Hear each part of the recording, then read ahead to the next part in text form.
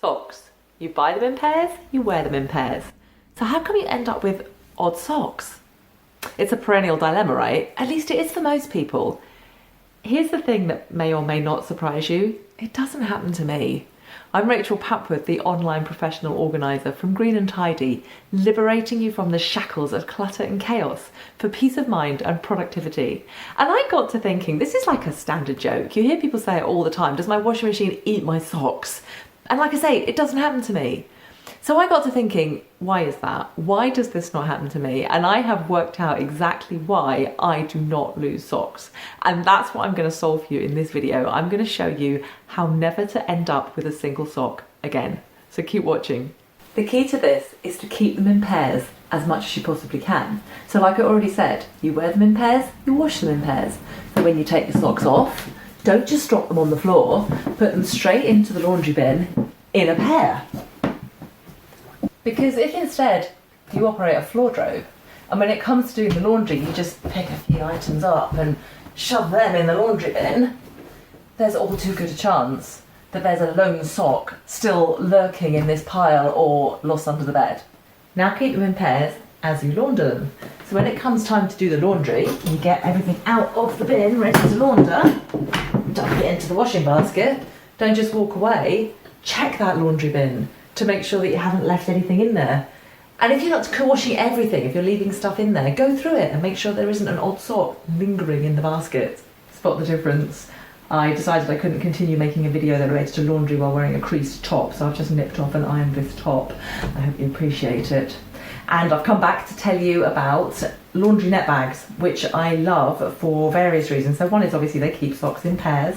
They also keep small items from getting caught in the machine. I'm going to talk about that in a bit. They also protect your laundry in a couple of other ways. So if you're washing a delicate item, like something with beads on it, it's a good idea to put it in this, in something like this.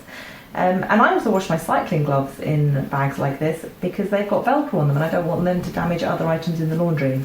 So pop your little socks into a net bag like this, close it up and put that in the laundry. Continuing to make sure that at every stage of the laundry you've got every item and there are no orphaned socks lurking anywhere. After you've unloaded the washing from the machine, there's a couple of places to check where socks very much like to hide.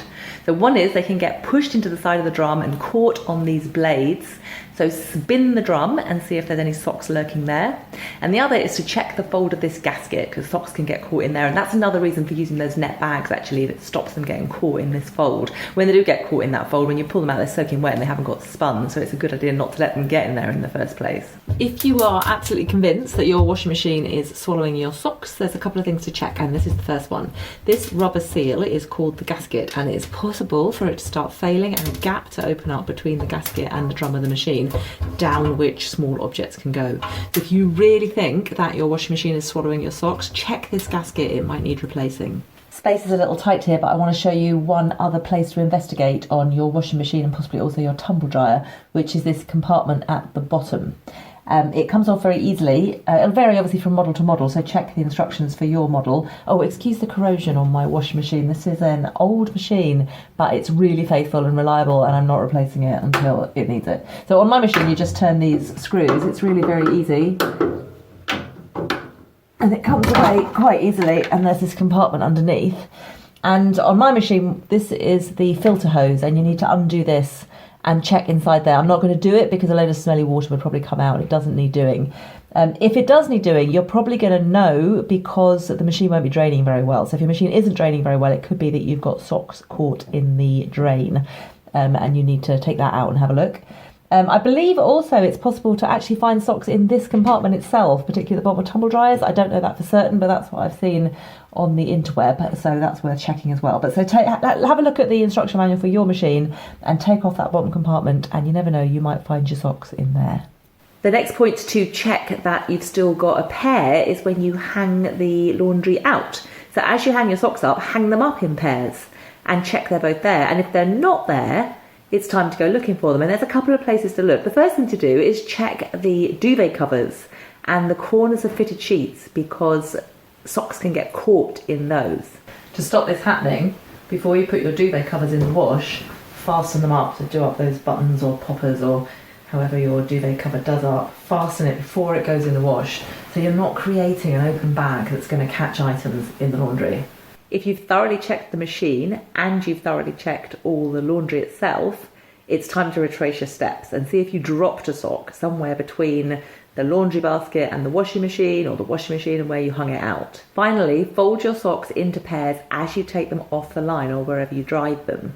So again, if one is missing, you're going to notice. Now you know that you hung them up in pairs, so if one's missing at this point, you want to look for it around where you dried them. So is there a sock on the ground here? And that is how you avoid ending up with odd socks. Unless you've got pets or children, I can't legislate for that. But Rachel, we've already got odd socks. What do we do now?